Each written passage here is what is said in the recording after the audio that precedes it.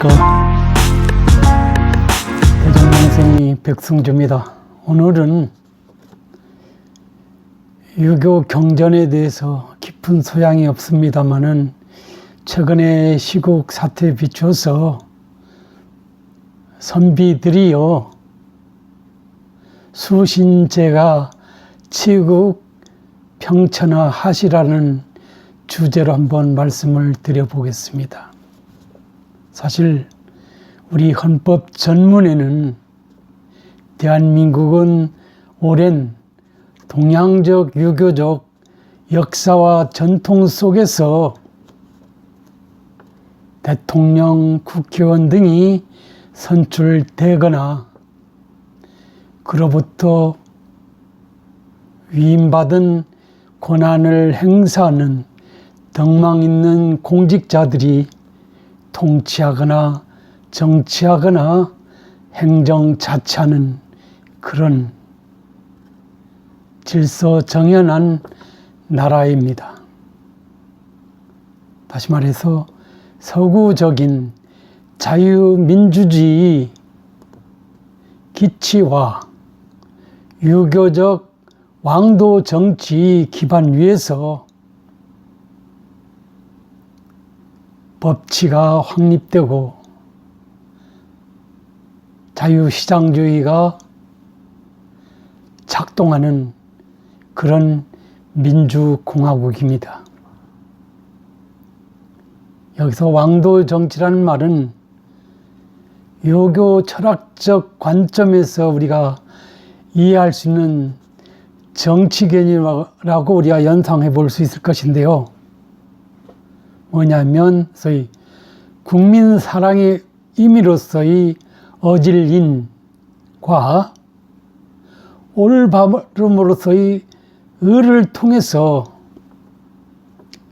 백성 또는 국민을 제일로 섬기면서 그리고 국민이 뜻에 따라 나라를 다스리는 정치를 하는 것을 그렇게 표현하고 있는 것 같습니다.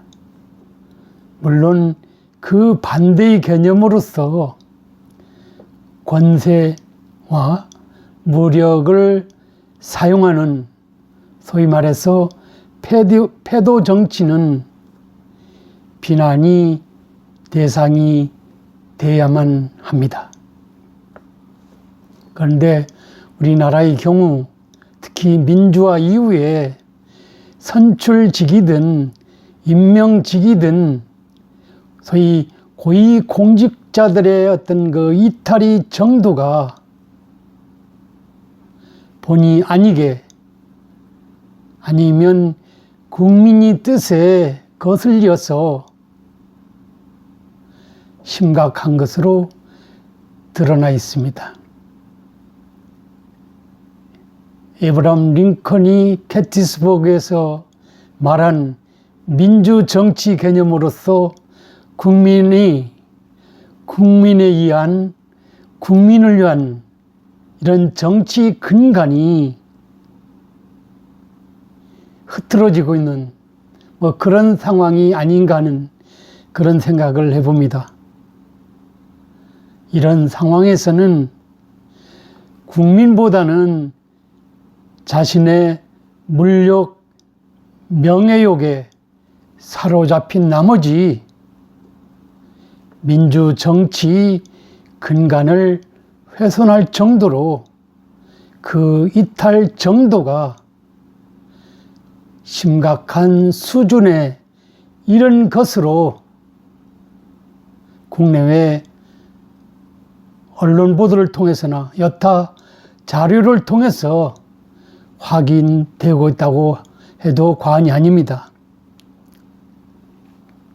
더욱이 역대 정부에서 인재라고 낙점돼서 장관 자리 등 고위직에 대한 임명을 위한 인사청문회 절차에서 뜻밖의 줄줄이 낙마하는 사태를 보면 선비로서의 자질을 갖춘 역량 있는 인재들이 이탈이 정도가 어느 정도인지 짐작하고 남음이 있을 것입니다. 최근에 법무부 장관 사태와 관련해서 그 후임자를 선출함에 있어서 여러 가지 고민에 빠져 있는 그런 인재들이 많다는 것들이 시중에 떠오르는 그런 누머라고 본다면 이 또한 대한민국의 미래를 위해서는 전혀 간단해 보이지 않습니다. 공자님께서는 대학에서 선비 즉 학식과 인품을 갖춘 사람으로서 관료가 되려는 선비사인 자를 가진 사람은 우선 해야 될 일이 순서로서 수신, 제가, 치국, 평천하하라고 가르치고 있습니다. 이 말씀은 학문이나 지식을 연마하여 관료가 되려는 자나 관직에 나아가 지금보다 또 더 좋은 세상을 만들려고 하는 그런 리더십이 출중한 사람이라면 우선 자신부터 수신제가 치국 평천하를 읊조리면서 무엇이 나에게 필요한지를 좀 생각해보는 그런 자신의 어떤 관리가 필요하다고 보고 있습니다. 또한 관료가 이기적이고 탐욕스러움이 지나치면 넘쳐난다면 소위 장삼이사의 관직에 동용될 수 없는 관직 이외의 영역에서 대한민국의 자본 질서를 유지하는데 일가견을 갖고 노력하는 그런 소위 말해서 소인들을 위한 좋은 세상을 만들어낼 수 없다는 것을 명심하라고 가르치고 있는 듯합니다. 공자께서는 또한 논어에서 어질 인자란 백성을 사랑하는 마음이라는 개념으로서 자신이 하고 싶지 않은 것에 남에게 시키지 않은 마음씨라고 가르치고 있습니다. 또한 공자께서는 어질인을 이루어내기 위해서는 항상 매사에 공손함이 넘쳐나야 되고 관대함이 돋보여야 되고 믿을만 해야 되고 일처리함에 있어서의 어떤 민첩성이 드러나 있어야 하고 관료로서 국민에 대한 은혜를 생각하여 은혜를 베풀기 위한 어떤 실천력을 보여주는 그런 어떤 것들이 중요하다고 가르치고 있습니다. 공자께서는 특히 정신적, 육체적 욕구 또는 욕망, 이것은 되도록이면 억제하는 것이 도덕적으로나 인간 본연의 어떤 본질적 관점에서 보거나 중요하다는 점을 강조하고 있습니다.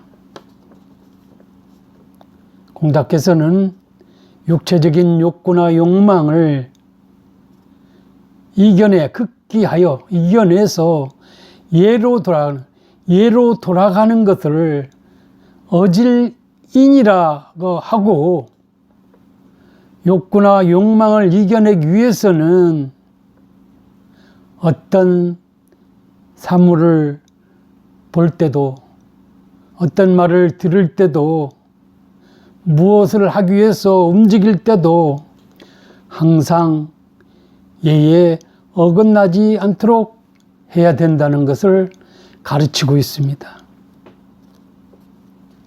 공자는 예기에서 관료 또는 통치계급 또는 많은 지식을 갖고 있으면서도 겸손하고 선한 행동에 힘쓰면서 게으르지 않은 사람, 다시 말씀드려서 소위 군자라는 사람은 욕구나 욕망을 충분히 제압할 수 있어야만 남을 너그럽게 배려하고 사랑할 수 있다고 가르치고 있습니다.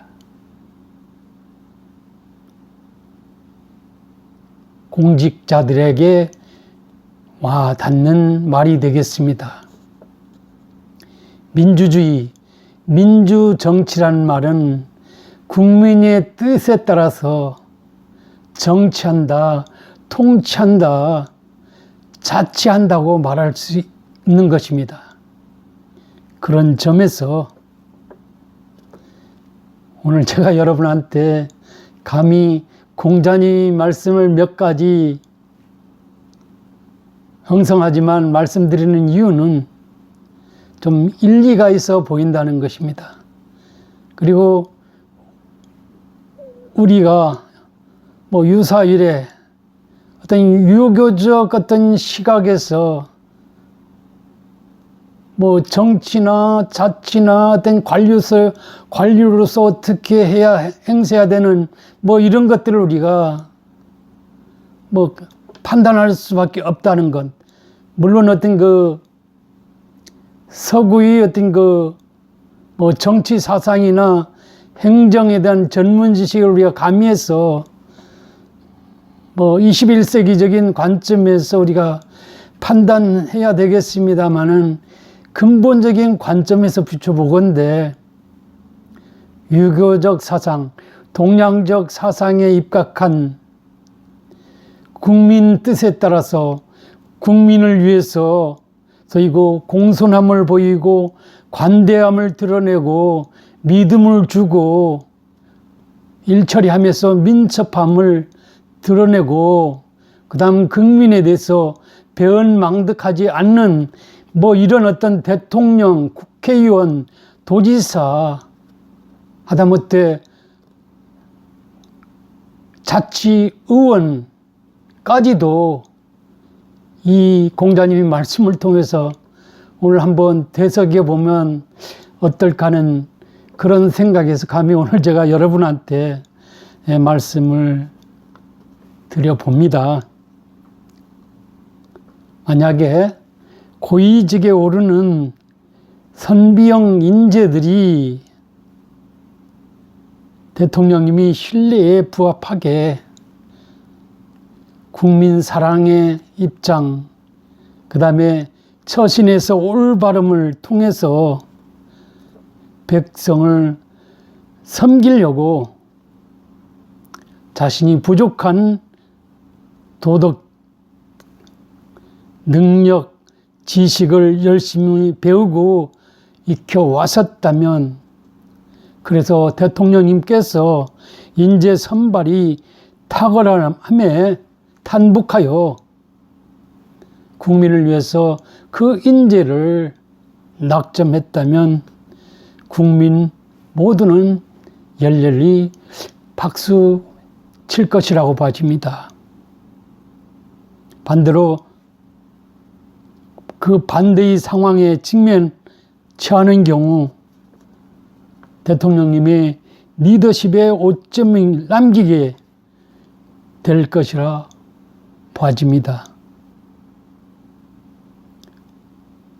그런데 우려스러운 것은 최근에 외신에 보도되기도 하고 국내 언론을 통해서 확인되고 있기도 합니다만은 어떤 그 도덕적 측면, 철학적 측면, 이런 경제에 관해 있어서 어떤 특정 인재가 보수적 이념에 있든 진보적 이념에 있든 이 부분에 대해서는 상당히 좀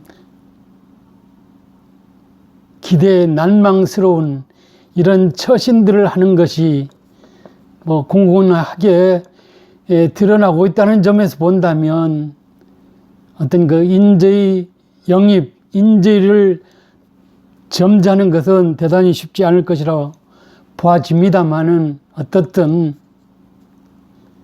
대한민국의 미래를 위해서는 좋은 인재를 뽑아서 대한민국이 융성하게 발전되고 미래가 확실해지는 그런 나라다운 나라가 되어야 된다고 본다면